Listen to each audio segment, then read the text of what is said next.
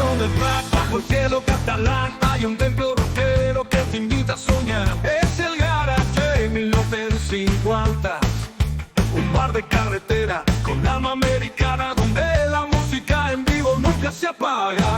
Los motos rugen, llegan en procesión, rockers heavy shipping nos bailan su canción en las paredes, mitos, leyendas del rock, entre caprinas y un coche de policía.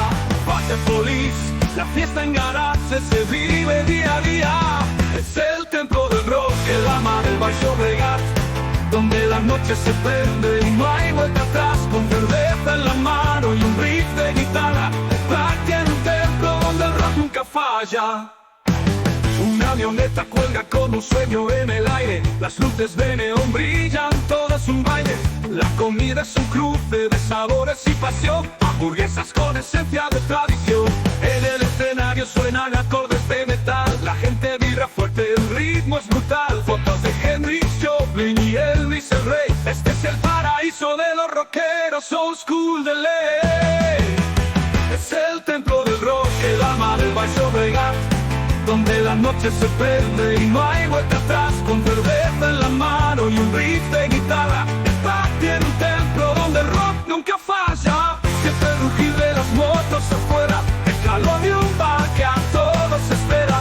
Un lugar donde el tiempo se queda parado, la vida suena mejor cuando todo está afinado.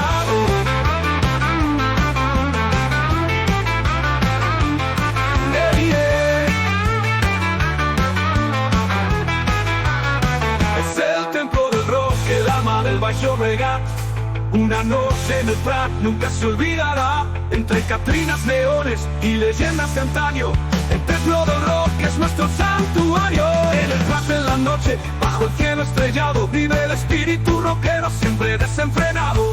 El templo nos espera, su música nos llama, el rock and roll aquí